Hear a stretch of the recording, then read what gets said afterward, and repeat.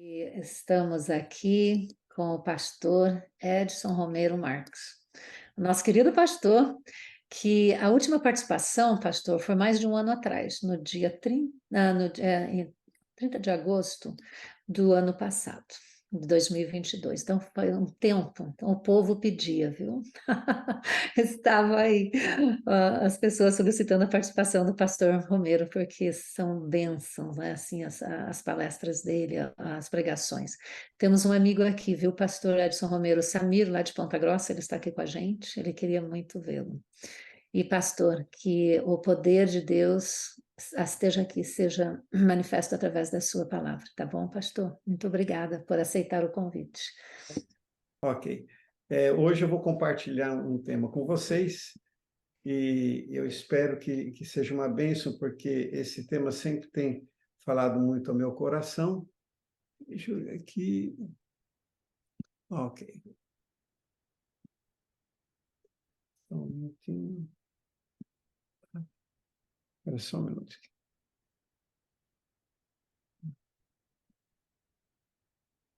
Ok. Todos conseguem ver?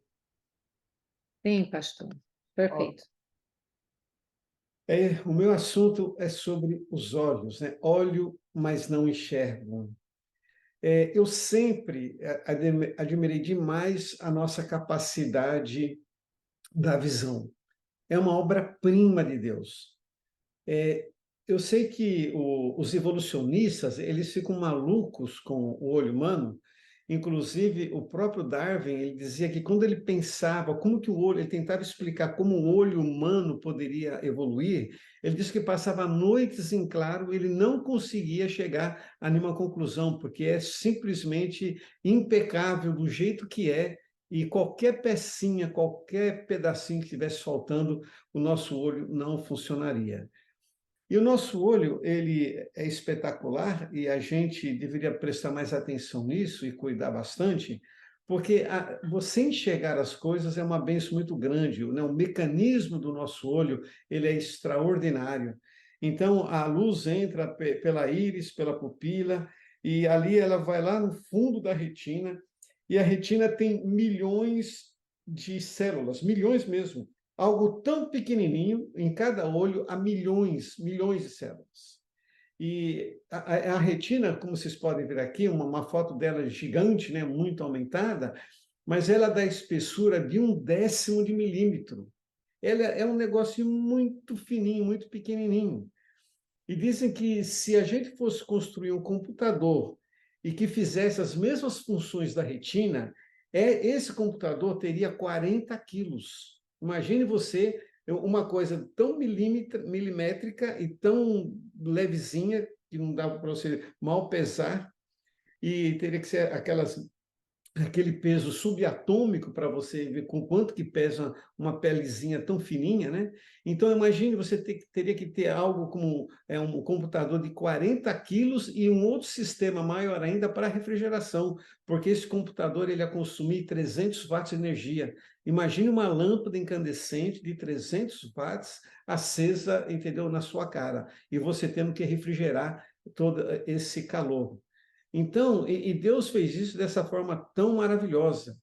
E no fundo da nossa retina existe cones e bastonetes. Esse aqui está em roxo. Os bastonetes são os mais compridinhos, que são responsáveis pela nossa visão noturna. Eles são monocromáticos. E os cones, que são os mais gordinhos, eles são responsáveis pela nossa visão diurna, e com ele você consegue perceber as cores. Então, só de bastonetes, nós temos mais de 116 milhões de bastonetes, num único olho. Imagine isso. E mais de 6 milhões de cones. Isso só estou falando dessas duas células, mas existem milhões de outras células. Imagine a complexidade que é o olho humano. E lá, esses sensores, né, quando eles são atingidos pela luz, eles captam a luz e eles convertem a luz em impulsos elétricos. E esses impulsos elétricos, eles, por sinapses, ele vai para o nosso cérebro. Aí já começa um processo eletroquímico e chega lá no cerebelo, por trás. da nossa cabeça. E perceba bem aqui, bem nitidamente, essa curva que está fazendo, porque durante muitos anos, os evolucionistas, eles zombavam, dizendo que se fosse um Deus realmente perfeito, que tivesse construído o olho criado o olho dessa forma, para que ter feito a curva? Poderia ter sido uma linha reta que gastaria menos energia e mais rapidamente você conseguiria perceber as imagens. É só que depois hoje se sabe que sem essa curva nós ficaríamos completamente cegos. Essa curva é essencial para a nossa visão. Mas tem uma coisa que eu acho ainda mais fascinante, é o seguinte: quando o bebê está sendo formado, quando o feto está se desenvolvendo no ventre materno, simplesmente acontece, é feito um buraco no cérebro, na caixa cerebral. Então, ali no nosso crânio é feito alguns orifícios. E as ramificações ópticas, elas passam perfeitamente por esse orifício. E esses orifícios tinham que ser do tamanho que são e na posição que são, porque exatamente naquela posição que os filamentos da nossa fibra óptica vão passar. E cada trecho ou cada pedaços de fibra da nossa fibra óptica, elas vão para um determinado local. Então, isso é uma maravilha, como tudo acontece certinho, e é uma maravilha de Deus. E não somente nós entendemos que essa nossa máquina ela é fabulosa, mas perceba a nossa capacidade de enxergar coisas maravilhosas que Deus criou na natureza. A gente consegue ver mais de 1 milhão de cores diferentes. Imagine tonalidades de cores, mais de 1 milhão. Isso é algo fantástico que nenhuma outra máquina humana consegue tanta perfeição. A gente consegue ver até as emoções daquilo que a gente vê na tela quando a gente percebe alguma coisa. Então, a beleza de Deus na criação, com toda a sua criatividade, todos os contrastes, todas as belezas, até quando chega o inverno, que as folhas começam a cair, mas antes de cair, Deus pinta, é um quadro maravilhoso de cores, é uma exuberância de cores muito grande. Deus, como dizer assim, olha, está caindo, mas mesmo com essas folhas caindo, eu vou colocar uma beleza para vocês contemplarem, e depois de caídas, elas vão voltar com um verde novamente maravilhoso, exuberante.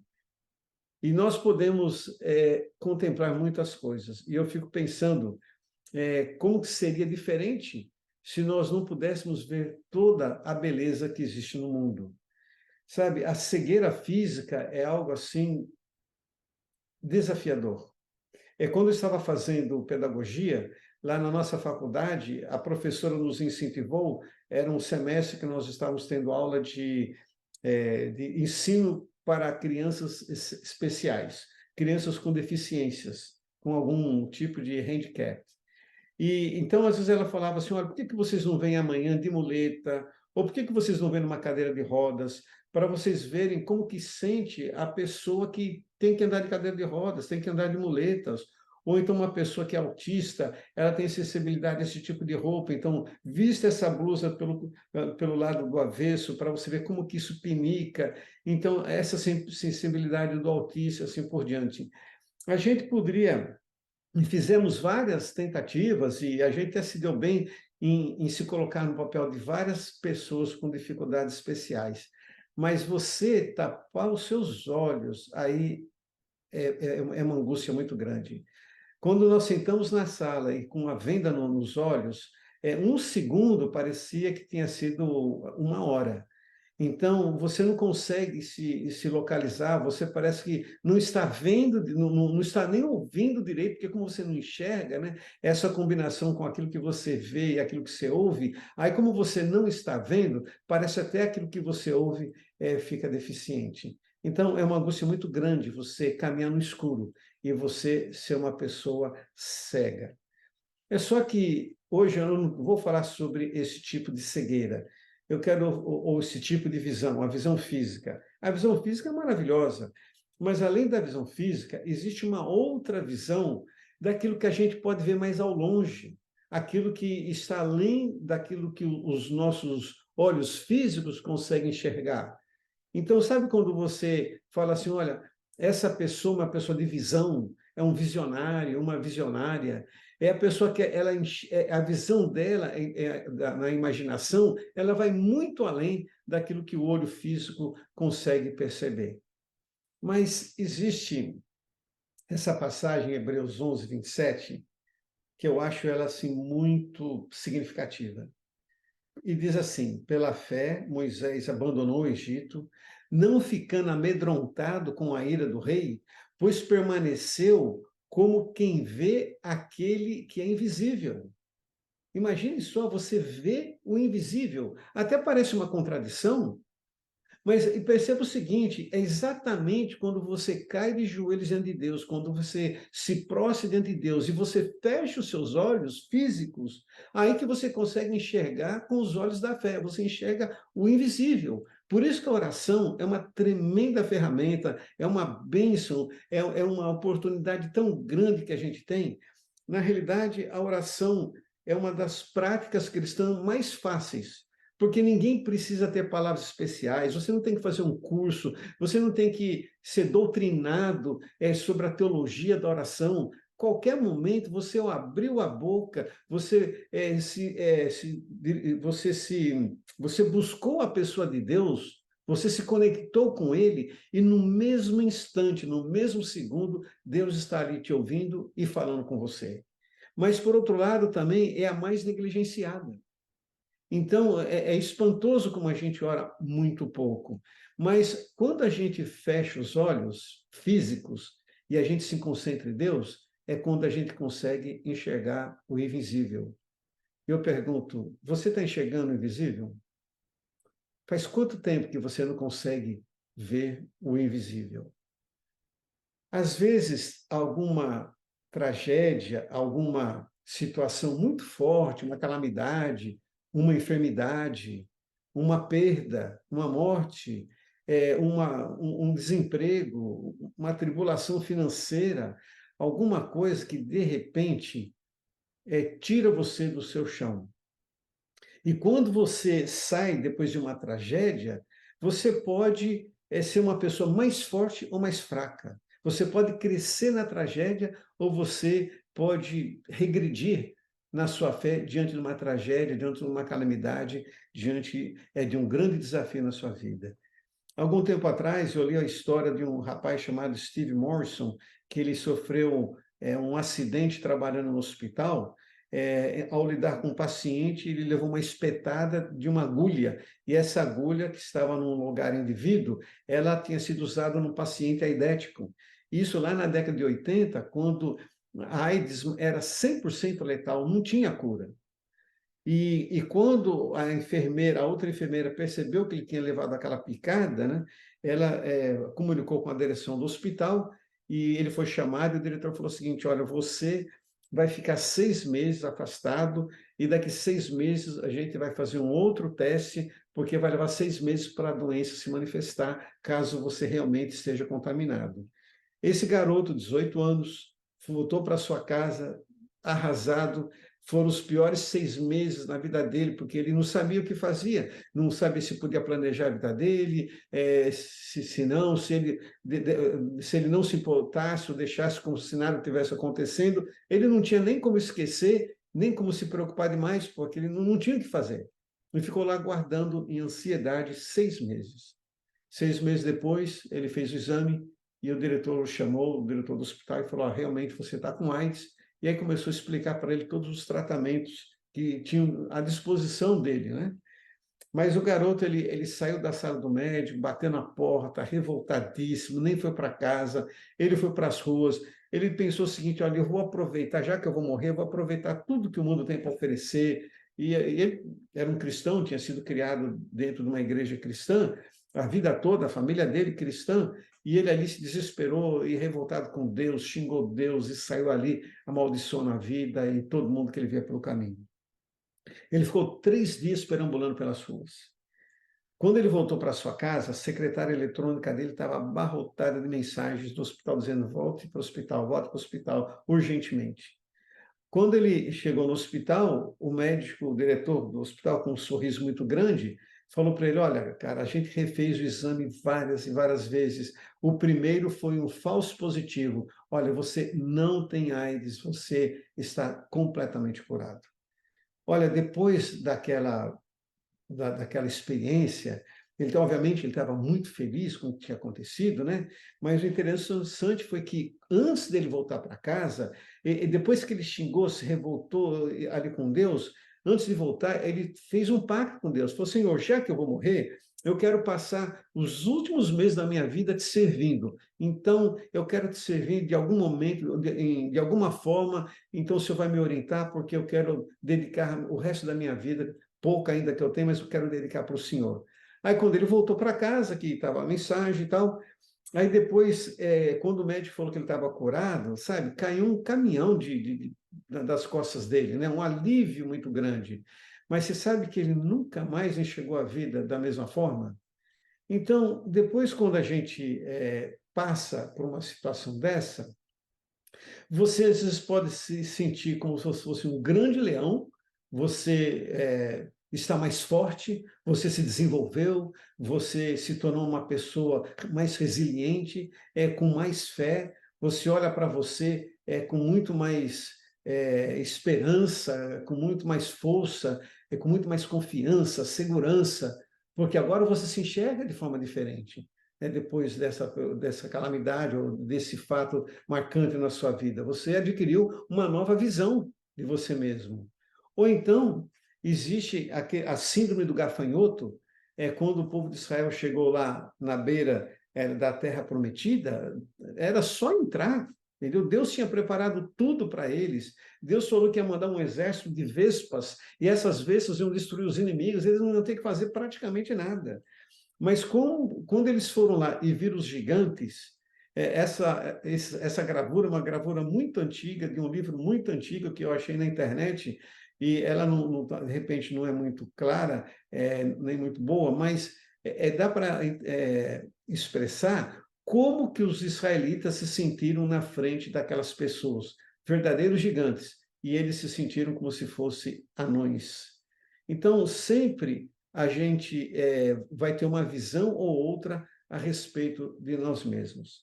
Então, eu pergunto para você, como que você se enxerga? Como que você se vê?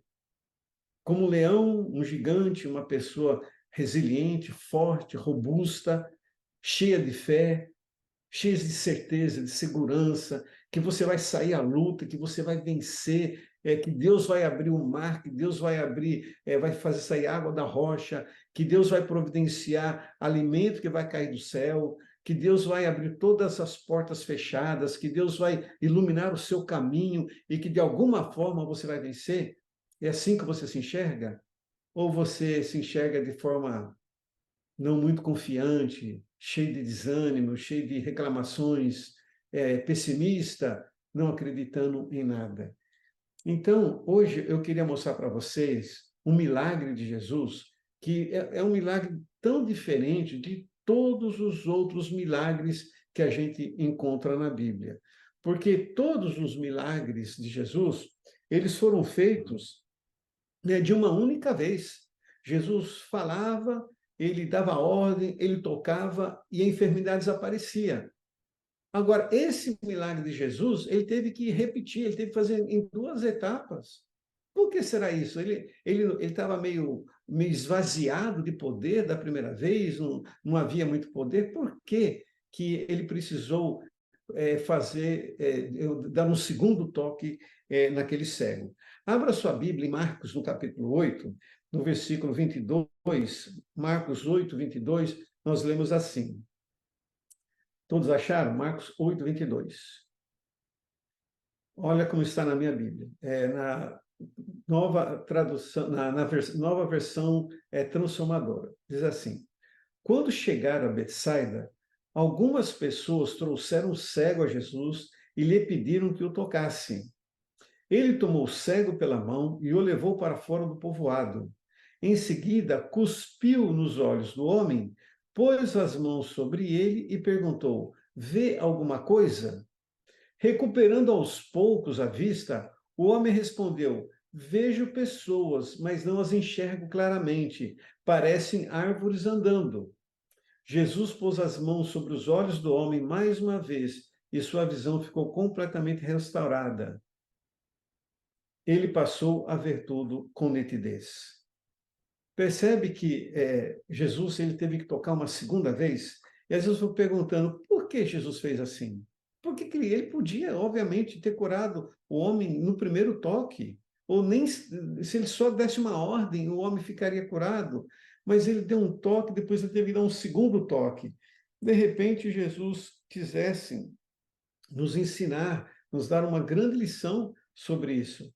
Talvez ele quisesse nos ensinar que nós, de quando em quando, precisamos de um segundo toque. Sabe, às vezes, quem sabe você se converteu algum tempo atrás, e quando você se converteu, você estava naquela lua de mel do primeiro amor.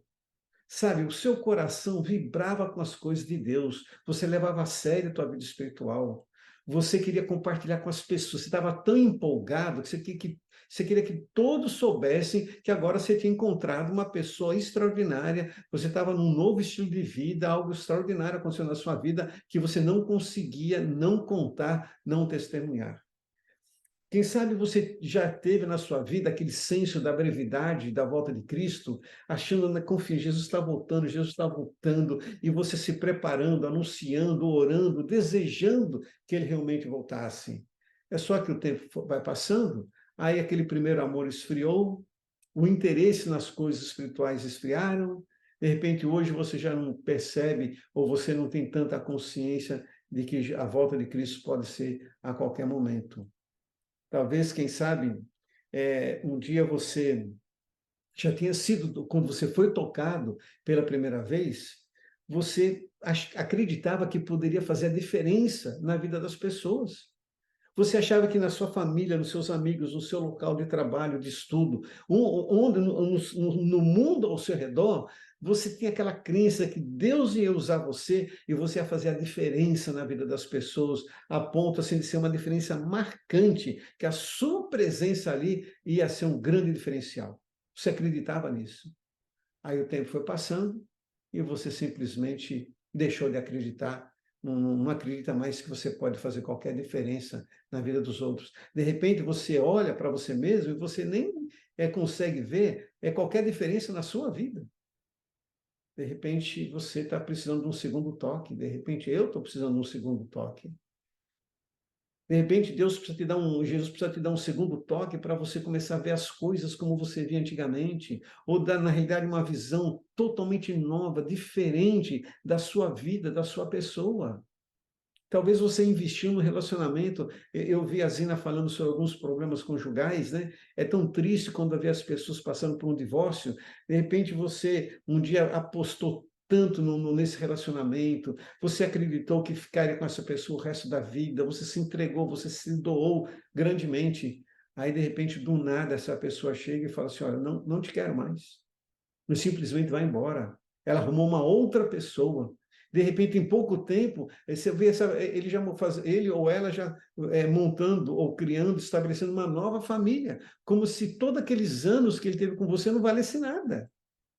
E aí você é levado a concluir ou a acreditar que nunca mais você vai ter a chance de encontrar uma outra pessoa que te faça você sentir bem com você mesma, ou que você vai encontrar uma pessoa ou ter um outro relacionamento que vai ser mais gratificante do que esse que você teve.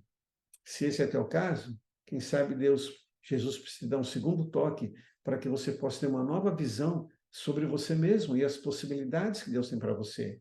Ou então, de repente, você não consegue perdoar uma pessoa que lhe causou uma grande mágoa. Pode ser seus pais, pode ser um cônjuge, pode ser alguma traição de amigos, alguma injustiça sofrida, e você olha para essas pessoas e você não consegue perdoar e carrega uma mágoa que adoece a sua alma, que adoece a sua estrutura emocional. E você precisa encontrar a graça de Deus para perdoar essas pessoas. E você parece que não consegue. Você precisa, então, de um segundo toque de Jesus, tocar novamente, para que você possa enxergar tudo nitidamente e você comece a enxergar as pessoas com os olhos da graça.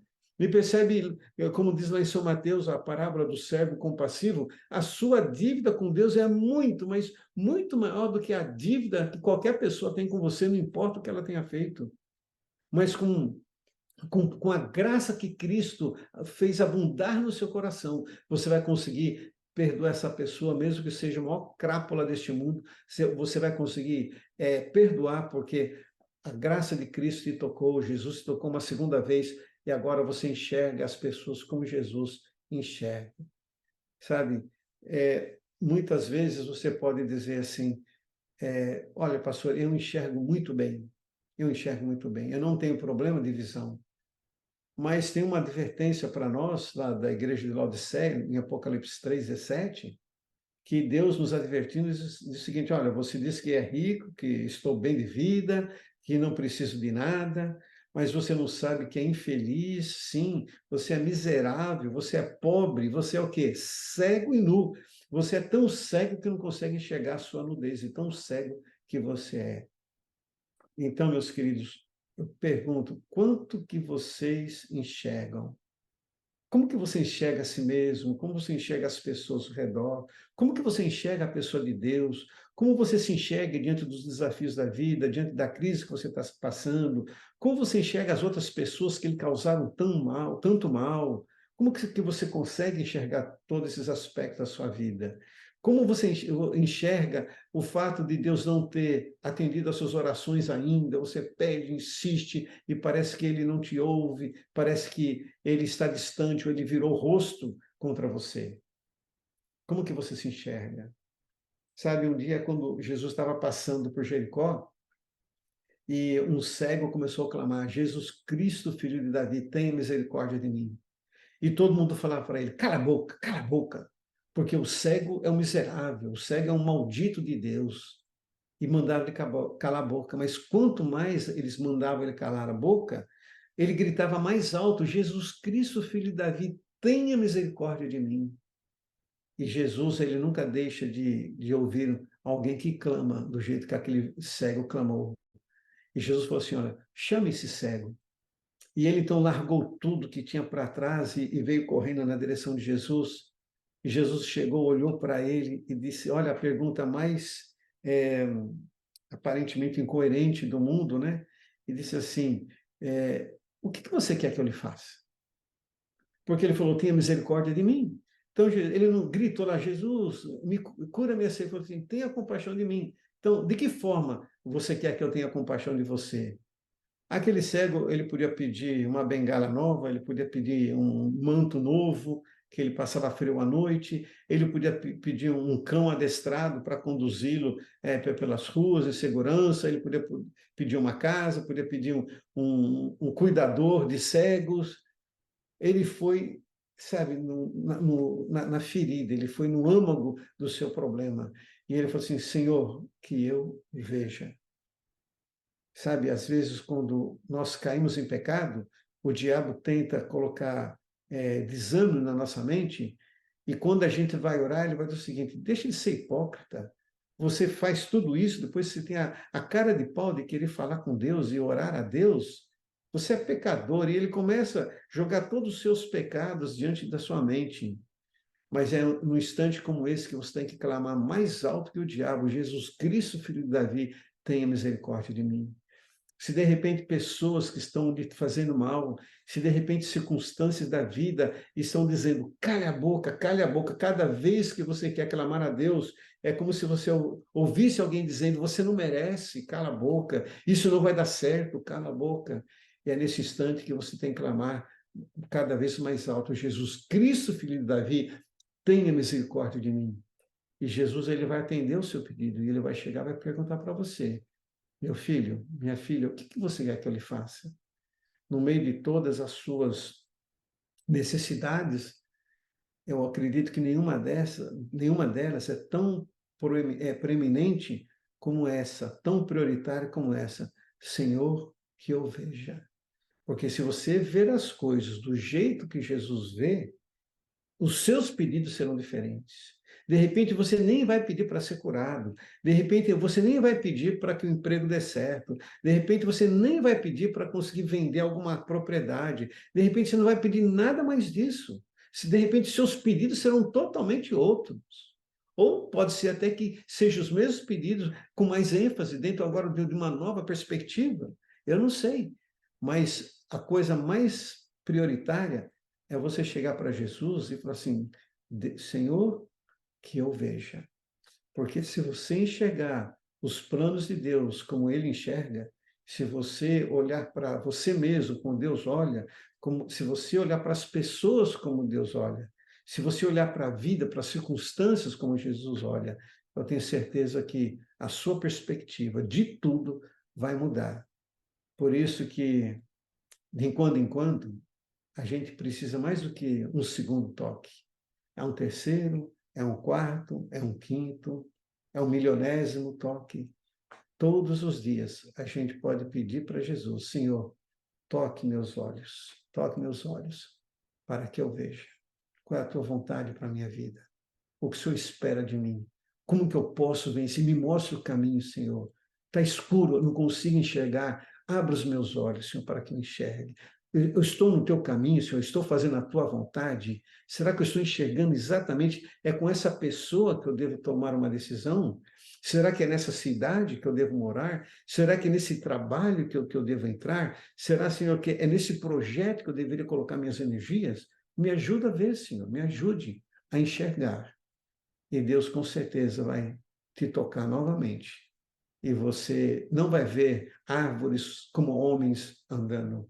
Você vai enxergar todas as coisas nitidamente. Então, que Deus te abençoe bastante para que você realmente tenha essa capacidade divina de enxergar as coisas como Jesus enxerga e você poder enxergar tudo claramente como Ele. Então, podemos... Sim, por favor, pastor. Senhor Deus, aqui nós estamos. O pecado nos cega, de tal forma que às vezes a gente não consegue olhar para a tua face. A circunstância da vida, às vezes nós não conseguimos enxergar a saída. Pessoas maldosas nos cegam. O nosso desânimo e nossa falta de fé também nos cegam. E nós, ó Deus, temos muitos pedidos, como o Senhor viu aqui, tantos pedidos, tantas necessidades. Mas nós queremos deixar todos esses pedidos de lado por um tempo e nós queremos, nesse instante, esquecer todas as demais necessidades. E a única coisa que nós queremos te pedir é que o Senhor nos toque novamente, porque a nossa oração é simplesmente essa: Senhor, que eu veja. Em nome de Jesus. Amém.